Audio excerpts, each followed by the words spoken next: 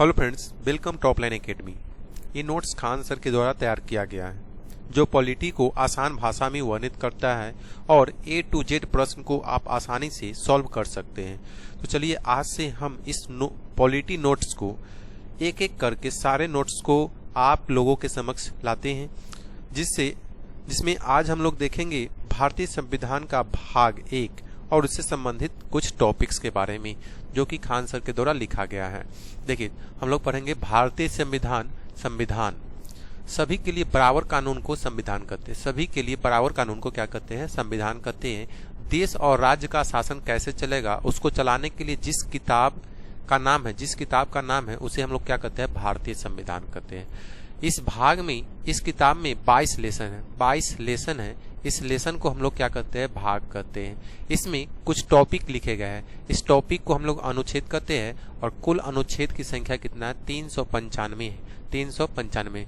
भाग 1 में संघ और राज्य क्षेत्र आता है। भाग 1 में संघ और राज्य क्षेत्र, भाग 1 अनुच्छेद 1 से 4 में वर्णित है। भाग 1 जो है 1 से 4 के अंतर्गत आते हैं। देखिए, अनुच्छेद 1 है भारत राज्यों का संघ अर्थात यूनियन है। भारत राज्यों का क्या है? यूनियन है, अर्थात इसके राज्य कभी भी टूटकर अलग नहीं हो सकते। इसके राज्य कभी भी टूटकर अलग नहीं हो सकते हैं। देखिए, राज्य 3 प्रकार के होते हैं। कोई भी देश 3 प्रकार के होते हैं। एक कन्फेडरल होता है जिसको हिंदी में बोलते हैं परिसंघ, एक फेडरल होता है उसको हिंदी में बोलते हैं संघ, और एक यूनियन होता है उसको बोलते हैं संघ। देखिए, फेडरल और यूनियन का हिंदी जो होता है वो संघ होता है। देखिए, कन्फेडरल को परिसंघ बोलते हैं। परिसंघ उसे कहते हैं जिसमें छोटे छोटे राज्य आपस में जुड़कर और आसानी से और अपनी थोड़ी थोड़ी शक्तियां केंद्र सरकार को देकर एक देश का निर्माण करती है। परिसंघ उसे कहते हैं जिसमें छोटे छोटे राज्य आपस में जुड़कर और अपनी थोड़ी थोड़ी शक्तियां केंद्र सरकार को देकर एक देश का निर्माण करती है। परिसंघ बहुत ही कमजोर होता है। इसमें कोई भी देश आसानी से अलग हो सकता है। जैसे कि ईंट जहाँ पे क्या कहते हैं उसको थकियाया रहता है, उसमें से आसानी से एक ईंट को निकाला जा सकता है। उसी तरीका से परिसंघ कन्फेडरल से कोई भी देश का टुकड़ा में से कोई भी राज्य को हम लोग वहां से निकाला जा सकता है बहुत ही आसानी तरीका से। देखिए, एक होता है फेडरल, उसको बोलते हैं हिंदी में संघ बोलते हैं। राज्य मिलकर एक देश का निर्माण करते हैं। राज्य मिलकर एक देश का निर्माण करते हैं और हर राज्य अपनी कुछ शक्तियां देश को दे देते हैं। हर राज्य क्या करते हैं? कुछ शक्तियां देश को दे देते हैं और देश को कहते हैं कि आप इन शक्तियों का प्रयोग करें। इसमें भी कोई भी राज्य अलग हो सकते हैं। इसमें से भी कोई भी राज्य अलग हो सकता है। देखिए, और होता है एक यूनियन होता है जिसको बोलते हैं संघ। यूनियन बोलते हैं, इसको बोलते हैं हिंदी में संघ। इसके राज्य कभी भी अलग नहीं हो सकते। जैसे में अमेरिका एक फेडरल है। अमेरिका एक क्या है? फेडरल है और भारत एक यूनियन है। चलिए, अनुच्छेद 2 को हम लोग देखते हैं। अनुच्छेद, संसद को यह अधिकार है कि भारत के बाहर कोई देश है तो उसे भारत में मिला सकता है। क्या कर सकता है? अगर संसद को यह अधिकार है कि भारत के बाहर कोई देश है तो उसे भारत में मिला सकता है, या किसी देश का कोई टुकड़ा है जो भारत में मिलना चाहता है उसे मिला सकते हैं। क्या कर सकते हैं? मिला सकते हैं। यानी अनुच्छेद 2 कहता है कि संसद राष्ट्रपति के पूर्व अनुमति सूचना पर किसी विदेशी राज्य को भारत में मिला सकती है। जैसे कि सिक्किम को मिलाया गया था। देखिए, सिक्किम को हम लोग इसके लिए 35वां संविधान संशोधन 1974 में करके सिक्किम को सह राज्य बनाया गया था। 35वां संविधान संशोधन 1974 करके सिक्किम को सह राज्य बनाया गया था। इसके लिए संविधान में एक स्पेशल अनुच्छेद 2 का क जोड़ा गया था, लेकिन फिर सिक्किम को 36वां संविधान संशोधन 16 मई 1975 के द्वारा भारत का 22वां राज्य बना दिया गया। बनाया गया सिक्किम को 16 मई 1975 को। अनुच्छेद 3 देखिए, अनुच्छेद 3 कहता है कि संसद राष्ट्रपति की पूर्व अनुमति से भारत के किसी राज्य को बिना उसकी अनुमति, राज्य की अनुमति नहीं लेना पड़ता है। इसमें नाम, सीमा, क्षेत्र में परिवर्तन कर सकता है। क्या चीज में? नाम, सीमा, क्षेत्र में परिवर्तन कर सकता है। जैसे कि मध्य प्रदेश से छत्तीसगढ़ को अलग किया 1 नवंबर 2000 को। 1 नवंबर 2000 को मध्य प्रदेश से छत्तीसगढ़ अलग हो गया। यूपी से उत्तराखंड 9 नवंबर 2000 को। बिहार से झारखंड 15 नवंबर 2000 को अलग हो गया। अब हम लोग देखेंगे अनुच्छेद 4। देखिए अनुच्छेद 4 कहता है जब संसद अनुच्छेद 2 का प्रयोग करेगी यानी किसी विदेशी राज्य को मिलाएगी। अनुच्छेद 2 का प्रयोग करेगी यानी कि विदेशी राज्य को मिलाएगी, या अनुच्छेद 3 का प्रयोग करेगी यानी किसी राज्य को तोड़ेगी, या उसके लिए राष्ट्रपति से किसी विशेष अनुमति की जरूरत नहीं है। विशेष अनुमति की जरूरत नहीं है क्योंकि इसे अनुच्छेद 368 के बाहर रखा गया है। देखिए अनुच्छेद 368 क्या होता है, जैसे इसको अनुच्छेद 368 में रख दिया जाता है, जिसको अनुच्छेद 368 में रख दिया जाता है उसमें राष्ट्रपति का हस्ताक्षर जरूरी है, लेकिन यहाँ पे रखा गया है 368 के बाहर रखा गया है, इसमें राष्ट्रपति की हस्ताक्षर की जरूरत नहीं है। तो अनुच्छेद 4 क्या कहता है कि जब संसद अनुच्छेद 2 का प्रयोग करेगी यानी किसी विदेशी राज्य को मिलाएगी, या अनुच्छेद 3 का प्रयोग करेगी यानी किसी राज्य को तोड़ेगी, तो उसके लिए राष्ट्रपति से किसी विशेष अनुमति की जरूरत नहीं हुई, क्योंकि इसमें अनुच्छेद 368 के बाहर रखा गया है। देखिए अब हम लोग देखेंगे अखंड भारत। अखंड भारत में देखिए हमारा भारत अखंड भारत था। हमारा भारत कैसा था? अखंड भारत था। सबसे पहले 1893 में डुरंड लाइन खींच दी गई और अफगानिस्तान अलग हो गया। अफगानिस्तान अलग हो गया, यह अखंड भारत का पहला टुकड़ा था। अखंड भारत का पहला टुकड़ा था जब अफगानिस्तान को अलग कर दिया गया 1893 में और डुरंड लाइन खींच दी गई, तो हमारा जो अखंड भारत था यह पहला टुकड़ा था। नेक्स्ट है अखंड भारत का दूसरा टुकड़ा 1935 में म्यांमार जो वर्मा अलग हो गया। 1935 में म्यांमार को अलग कर दिया गया। अखंड भारत का यह दूसरा टुकड़ा था। तीसरा टुकड़ा अखंड भारत का तीसरा टुकड़ा पाकिस्तान 1947 में हो गया। पाकिस्तान का विभाजन मुस्लिम जनसंख्या पर हुआ। मुस्लिम जनसंख्या पर हुआ था। एक और पूर्वी पाकिस्तान और एक और पश्चिमी पाकिस्तान हो गया।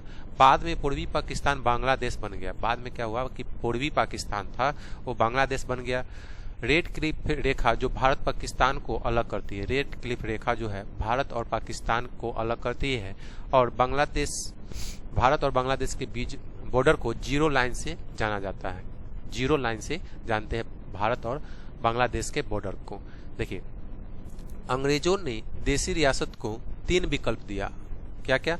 या तो पाकिस्तान में मिल जाए, भारत में मिल जाए, या स्वतंत्र देश बनावे। स्वतंत्र देश बनावे। देखिए जब हम लोग आजाद हुए थे तो आजादी के समय अंग्रेजों ने देशी रियासत को 3 विकल्प दिए। कौन कौन? तो पाकिस्तान में मिल जाए, या तो भारत में मिल जाए, और नहीं तो स्वतंत्र देश बना ले। जब देश आजाद हुआ तो भारत में 552 से अधिक देशी रियासत थी। 552 से अधिक देशी रियासत थी।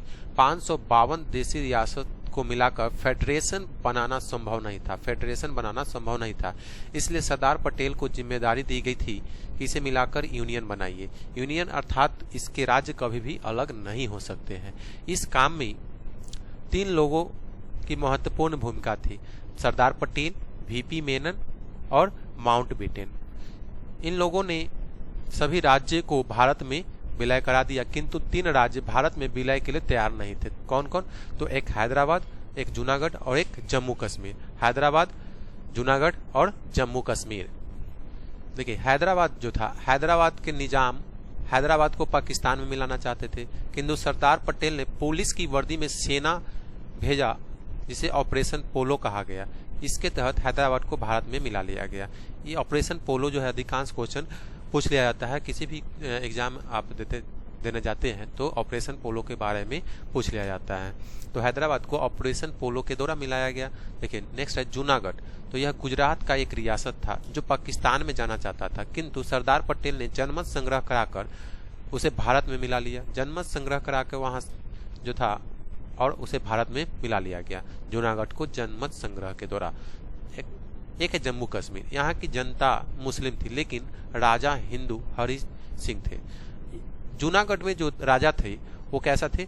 जूनागढ़ की जो जनसंख्या थी, जो नागरिक थी, वो हिंदू थी और वहाँ के जो राजा थे वो एक मुसलमान थे, एक मुस्लिम थे। तो वो कहाँ जाते थे, पाकिस्तान में मिलना चाहते थे। लेकिन वहाँ के जो जनमत संग्रह जब हुआ तो भारत में जनमत संग्रह में भारत के पक्ष में वोट दिया गया, तो इसे जूनागढ़ को जनमत संग्रह के द्वारा भारत में मिला लिया गया। देखिए, जम्मू कश्मीर में यहाँ की जनता मुस्लिम थी लेकिन राजा हिंदू हरि सिंह थे। उन्होंने कहा कि हम न भारत में रहेंगे और न ही पाकिस्तान में रहेंगे, हम स्वतंत्र देश बनाएंगे, हम स्वतंत्र देश बनाएंगे। तब तक पाकिस्तान आतंकवादियों का घुसपैठ करा दिया। जब हरि सिंह को लगा कि हम अब नहीं बचेंगे, तब हरि सिंह नेहरू के पास आए और सरदार पटेल ने 26 अक्टूबर 1947 को विलय पत्र पर हस्ताक्षर कराकर भारत का अंग बना लिया। कब? तो 26 अक्टूबर 1947 को। देखिए, इन सभी देशी रियासत को मिलाकर एक भारत का निर्माण किया गया। इस भारत को 4 राज्य ABCD में बांटा गया। कौन कौन? तो ABCD। देखिए, ए में वह राज्य जहां अंग्रेजों का शासन था, ब्रिटिश प्रोविंस, वह राज्य जहां अंग्रेजों का शासन था, जिसमें 9 राज्य को रखा गया था। सॉरी, खांसी। देखिए, बी है वह राज्य जहां देशी रियासत का शासन था, जैसे प्रिंसली स्टेट, जहां पे राजा महाराजा का शासन हुआ करता था, उसको बोलते थे देशी रियासत। जहां प्रिंसली स्टेट, जिसको बी में रखा गया था, और सी था कमिश्नरी। वह बड़े शहर जहां अंग्रेज केवल उस शहर पर कब्जा किए थे, जहां पे केवल शहर पर कब्जा किए थे, उसको कमिश्नरी बोला जाता था। और एक था डी, जिसमें केंद्र शासित प्रदेश को रखा गया था। उस समय अंडमान निकोबार ही एकमात्र केंद्र शासित प्रदेश हुआ करता था। देखिए, नेक्स्ट है एसके धर कमेटी। एसके धर कमेटी भाषाई आधार पर राज्य के गठन के लिए सबसे पहला 1948 में एसके धर आयोग का गठन किया गया। एसके धर आयोग का गठन किया गया, किंतु इसमें भाषा के आधार पर राज्य के गठन का विरोध किया। भाषा के आधार पर राज्यों का गठन का विरोध किया। एसके धर जो कमेटी थी वो भाषा के आधार पर राज्य का गठन का विरोध किया था। नेक्स्ट है जेवीपी समिति। जेवीपी समिति जवाहरलाल नेहरू, पट्टाभी सीतारमैया और सरदार पटेल। देखिए, जे से जवाहरलाल नेहरू, भी से पट्टाभी सीतारमैया और पी से सरदार पटेल। तो इन्होंने भी भाषाई आधार पर राज्यों के गठन का विरोध किया। इन्होंने भी क्या किए कि भाषाई आधार पर राज्यों का गठन का विरोध किए थे। लेकिन 1952 में तेलुगु भाषा के लिए अलग राज्य के मांग करते हुए पेट्टू श्री रामलू भूख हड़ताल पर बैठ गए और 56 दिन के भूख हड़ताल के बाद इनकी मृत्यु हो गई। फलस्वरूप जनता का विरोध बढ़ गया। फलस्वरूप नेहरू जी ने 1 अक्टूबर 1953 में मजबूर होकर तेलुगु भाषा के लिए अलग राज्य आंध्र प्रदेश को अलग कर दिया। अतः भाषा के आधार पर गठित होने वाला पहला राज्य बना।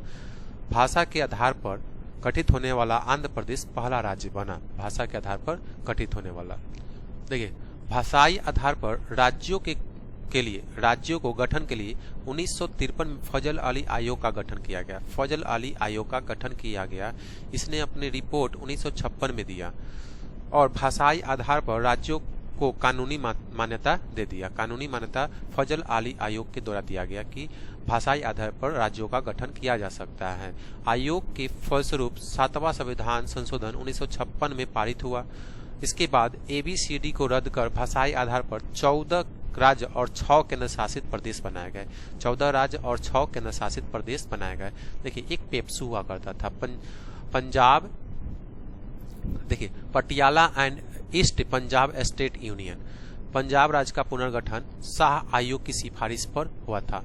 पंजाब राज्य का गठन जो हुआ था शाह आयोग की सिफारिश पर हुआ। पेप्सू 4 भाग में टूट गया। पेप्सू जो था वो 4 भाग में टूट गया। एक जो हिमाचल प्रदेश, जहाँ पे बहुत सारे पहाड़ थे, जिसको बोला जाता है हिमालय, वो क्या बन गया? हिमाचल प्रदेश। जहाँ पे हिंदी भाषा ज्यादा बोला जाता था उसको हरियाणा बना दिया गया। जहाँ पंजाबी बोला जाता था उसको पंजाब बना दिया गया। और एक यूनियन टेरिटरीज के रूप में चंडीगढ़ बना दिया गया, जहाँ पे चंडीगढ़ बना दिया गया। इस प्रकार भारत का एक विशाल साम्राज्य जो सिमटकर इतने में रह गया, इसमें 28 राज्य और 7 केंद्र शासित बन गया। पहले केंद्र में 29 राज्य और तथा 8 केंद्र शासित प्रदेश थे। 29 राज्य तथा 8 केंद्र शासित प्रदेश थे। लेकिन जम्मू कश्मीर से राज्य का दर्जा छीन लिया गया। जम्मू कश्मीर से क्या हुआ कि राज्य का दर्जा छीन लिया गया और उसको 2 भाग में तोड़कर यूनियन टेरिटरीज बना दिया गया।